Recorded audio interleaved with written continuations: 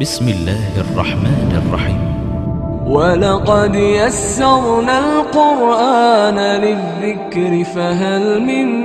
مُّدَّكِرٍ۔ اور ہم نے قرآن کو سمجھنے کے لیے آسان کر دیا ہے، تو کوئی ہے کہ سوچے سمجھے؟ الرحمن الرحیم نحمده ونصلي ونسلم على رسوله الكريم اما بعد فاعوذ بالله من الشیطان الرجیم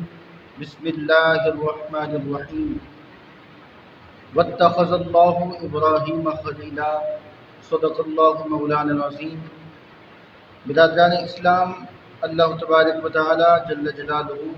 اور اس کے پیارے محبوب امام الانبیاء صلی اللہ تعالی علیہ وسلم کی خاص نزد رحمت کا صدقہ شہزاد ہیلپ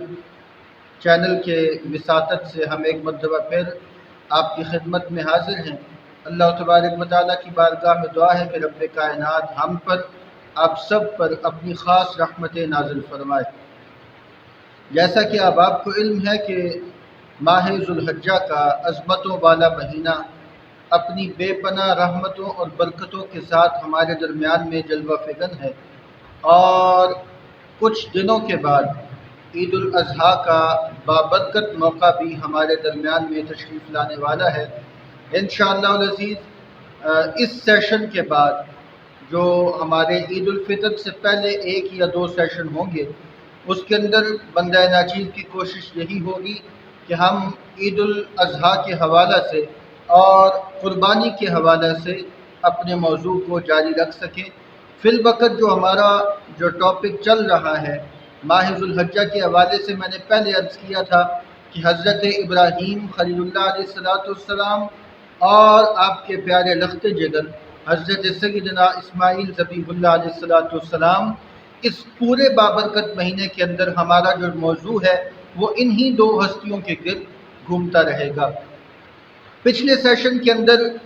میں نے آپ حضرات کے سامنے اللہ کے پاک پیغمبر حضرت سیدنا ابراہیم خلیل اللہ علیہ السلام کی پیدائش کے حوالے سے ذکر کیا، اور یہ بھی بتایا کہ یہ وہ عظیم المرتبت ہستی ہیں کہ جن کو جد الانبیاء کہا جاتا ہے، اور پیدا ہونے سے لے کر آنے والی تمام منازل تک آپ کی زندگی کو امتحانات کے اندر اللہ رب العزت نے مبتلا رکھا۔ اور پچھلے سیشن کے اندر ہم پہنچے یہاں پر تھے کہ اللہ کے پاک پیغمبر حضرت سیدنا ابراہیم خلیل اللہ علیہ السلام کو نمرود کے دربار میں پیش کر دیا گیا۔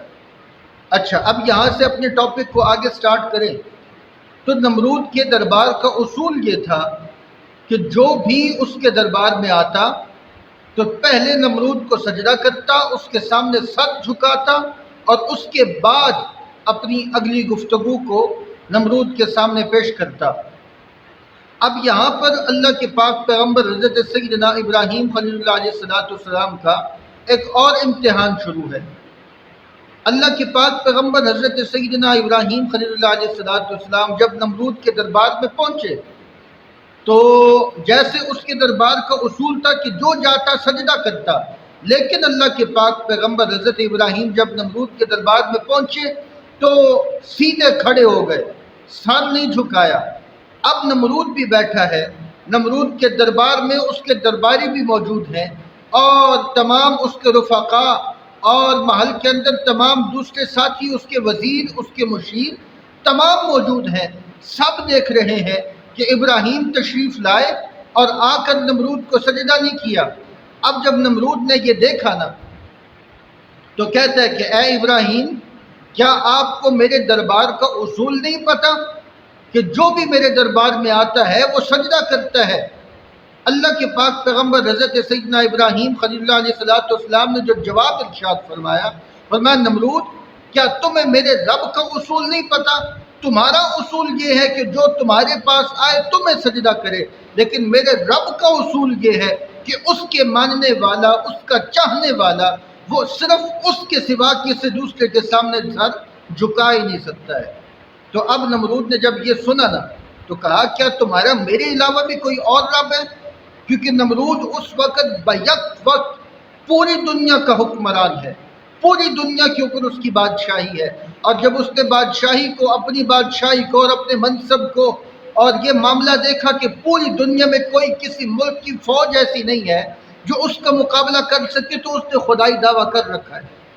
اب جب نمرود نے یہ سنا تو کہا کہ اے ابراہیم، کیا تمہارا میرے سوا بھی کوئی اور رب بھی ہے؟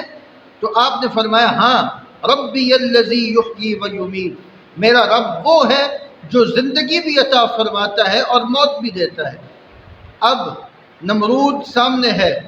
اس کے دربار میں اس کے وزیر، اس کے مشیر اور تمام درباریوں سے اس کا دربار بھرا ہوا ہے۔ اس دربار میں کھڑے ہو کر نمرود کے سامنے کلمت الحق بلند کرنا،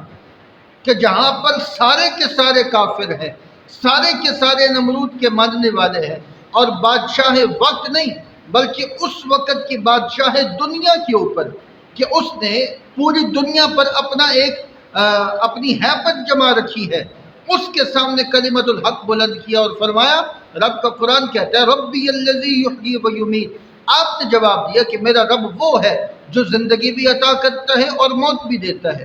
اب جب نمرود نے یہ سنا، اس نے کہا اچھا، زندگی اور موت دینے والا رب ہے؟ اس نے حضرت ابراہیم کا جواب کیسے دیا؟ اس نے اپنے قید خانے سے 2 قیدیوں کو بلایا اور ایک کو کہا کہ تمہیں آزاد کر دیا، ایک کو چھوڑ دیا اور دوسرے کا سر قلم کروا دیا۔ اس نے کہا ابراہیم، تمہارا رب تم کہتے ہو کہ وہ ہے جو زندگی دیتا ہے موت دیتا ہے، دیکھو میں نے ایک کو زندگی دے دی، دوسرے کو موت دے دی۔ اب وہ بدبخت یہ نہیں سمجھ پایا کہ زندگی دینے سے مراد نئے سرے سے پیدا کرنا ہے، نہ کہ رب کی دی ہوئی زندگی کو چھوڑوا دینا۔ اب اس بدبخت کو یہ بات جب سمجھ نہ آئی تو اللہ کے پاک پیغمبر حضرت سیدنا ابراہیم خلیل اللہ علیہ السلام نے نمرود کے بھرے دربار کے اندر اللہ رب العزت کی وحدانیت کا اعلان ایک اور دلیل کے ساتھ کیا، اور وہ دلیل کیا ہے؟ آپ نے فرمایا کہ نمرود، میرا رب وہ ہے جو سورج کو مشرق سے طلوع کرتا ہے اور مغرب میں غروب کرتا ہے۔ اگر تو واقعی میں رب ہے تو پھر آج سورج کو مغرب سے نکال کے دکھا، کیونکہ میرا رب تو وہ ہے جو ہر روز سورج کو مشرق سے نکالتا ہے، مغرب میں ڈبا دیتا ہے، غروب کر دیتا ہے۔ اگر تو واقعتاً رب ہے جو تو نے خدائی دعویٰ کر رکھا ہے، اگر تو اس دعوے میں سچا ہے تو پھر آج سورج کو مغرب سے طلوع کر کے دکھا۔ اب کیا ہوا؟ رب کا قرآن فرماتا ہے فَبُہِتَ الَّذِي كَفَرَ، اس وقت کافر مبہوت ہو گیا، کافر کی زبان بند ہو گئی، کافر کو آگے سے جواب کوئی نہ آیا۔ اب یہاں پر مفسرین فرماتے ہیں اللہ کے پاک پیغمبر حضرت سیدنا ابراہیم خلیل اللہ علیہ السلام نے جب نمرود کے پاس یہ دعویٰ پیش کیا نا اپنے رب کی وحدانیت اور کبریائی اور جلال کے حوالے سے، یہ جو دلیل پیش کی، تو اس دلیل کو پیش کرنے کے بعد آپ نے سوچا کہ میں نے اتنا بڑا دعویٰ کر دیا، کہیں یہ بدبخت وہی دعویٰ مجھ پر نہ کر دے کہ اے ابراہیم، اگر تیرا رب سچ ہے تو آج تو اپنے رب کو کہہ کے سورج کو مغرب سے نکال کر دکھاؤ۔ مفسرین فرماتے ہیں کہ جب اللہ کے پاک پیغمبر حضرت سیدنا ابراہیم خلیل اللہ علیہ السلام کے ذہن میں جب یہ بات آتی ہے تو رب کائنات نے جبریل کو حکم دیا، اے جبریل جاؤ میرے پاک خلیل کے پاس چلے جاؤ اور جا کر عرض کر دو کہ اے میرے پیارے خلیل، پریشان نہ ہو، اگر آج یہ بدبخت آپ سے یہی دعویٰ واپس کر دیتا ہے تو آپ پریشان نہ ہو، وہ رب جس نے ہر روز سورج کو مشرق سے ابھارا، مغرب میں غروب کیا، آج وہی رب آپ کی زبان کی سچائی کی بنا پر، آپ کی زبان کو سچا رکھنے کے لیے سورج کو مغرب سے طلوع کرنے پر بھی قادر ہے، اور آپ کے کہنے کی وجہ سے سورج کو طلوع کر کے بھی دکھائے گا۔ اب یہاں پر اللہ رب العزت نے کس طرح سے اپنے دوست کے ساتھ دوستی کو نبھانا کا حق ادا فرمایا۔ تو اب ہوا کیا؟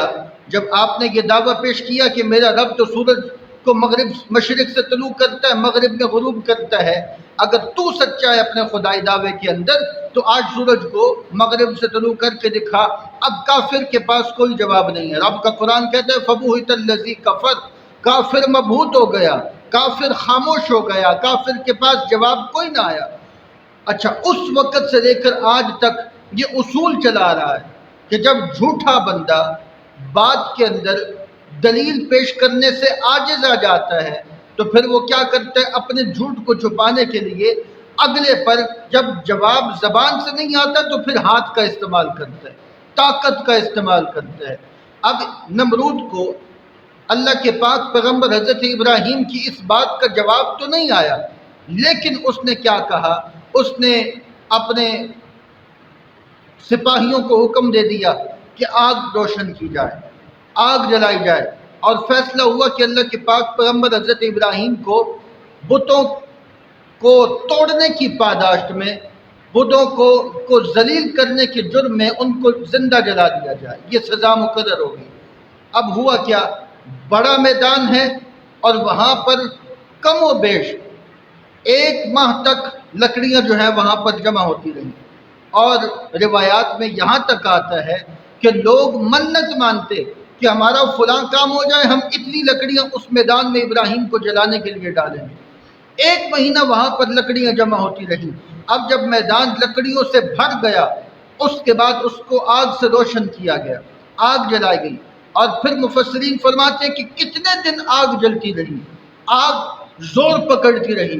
آگ اپنی بلندی پر چڑھنا شروع ہو گئی، اور یہاں تک بلند ہو گئی، اس آگ کی تپش اتنی ہو گئی، مفسرین فرماتے ہیں کہ اس آگ کی تپش کے اوپر سے اگر کوئی پرندہ بھی گزرتا ہے تو اس آگ کی تپش کی وجہ سے آگے نہیں گزر سکتا، بلکہ اس آگ کی تپش اتنی تیز ہو گئی ہے۔ اب جب آگ روشن ہو گئی، اب کسی سپاہی کے اندر یہ طاقت نہیں ہے کہ وہ اللہ کے پاک پیغمبر حضرت ابراہیم کو لے کر آگ کے قریب جا سکے۔ آگ کی تپش ہے، آگ کی گرمی اتنی ہے کہ کسی کے اندر جرأت نہیں کہ آگ کے قریب جا سکے۔ اب یہاں پر مسئلہ یہ کھڑا ہو گیا کہ اب آگ تو جل گئی، اللہ کے پاک پیغمبر حضرت ابراہیم کو آگ میں کیسے ڈالا جائے؟ تو اس وقت شیطان لعین کسی بزرگ کی شکل میں نمرود کے پاس پہنچا اور آ کر اس کو ایک ایسی مشین کا ماڈل پیش کیا جس کو اس دور کے اندر اور آج کے دور میں بھی منجنیق کے نام سے یاد کیا جاتا ہے، منجنیق بولا جاتا ہے۔ اور منجنیق اگر آپ لوگ پرانے دور کی جنگوں کی تاریخ اگر پڑھے تو منجنیق اس مشین کو کہا جاتا ہے جس کے ساتھ پتھر کو دودھ پھینکنے کا کام لیا جاتا تھا۔ تو اب شیطان لعین نے بزرگ کی شکل میں آ کر وہ منجنیق کا ماڈل پیش کیا، منجنیق تیار ہوئی، اللہ کے پاک پیغمبر حضرت ابراہیم کو اس منجنیق کے اندر بٹھایا گیا اور اس کے بعد ہوا میں اچھال دیا گیا۔ اب اللہ کے پاک پیغمبر حضرت سیدنا ابراہیم خلیل اللہ علیہ السلام آگ کی طرف جا رہے ہیں۔ سامعین مکرم، اب اللہ رب العزت نے نمرود کی اس آگ سے اللہ کے پاک پیغمبر کو کیسے محفوظ کیا، کیسے ان کی مدد کی، انشاءاللہ العزیز اس عنوان کو، اسی ٹاپک کو اگلے سیشن میں یہیں سے ہی آگے لے کر چلیں گے۔ اللہ تبارک و تعالیٰ کی بارگاہ میں دعا ہے رب کائنات فقیر کے ٹوٹے پھوٹے الفاظ کو قبول فرمائے۔ آخر میں آپ حضرات سے یہی عرض ہے کہ اگر آپ کو ویڈیو اچھی لگی ہو تو اس چینل کو ضرور سبسکرائب بھی فرمائیے گا، اور چودھری محمد شہزاد صاحب کے لیے ہمیشہ دعا گو رہیے گا کہ ان کی وساطت سے الحمدللہ میں اور آپ آپس میں مل پاتے ہیں، دین کی باتیں ہوتی ہیں، اللہ کے قرآن کی جو احکامات ہیں میں کوشش کرتا ہوں کہ وہ آپ تک پہنچائے جائیں۔ آپ اس چینل کو ضرور سبسکرائب فرمائیے گا۔ ہم سب کے لیے، شہزاد ہیلپ آرگنائزیشن کی پوری ٹیم کے لیے اور خصوصاً چودھری محمد شہزاد صاحب کے لیے دعا گو رہیے گا۔ فی امان اللہ و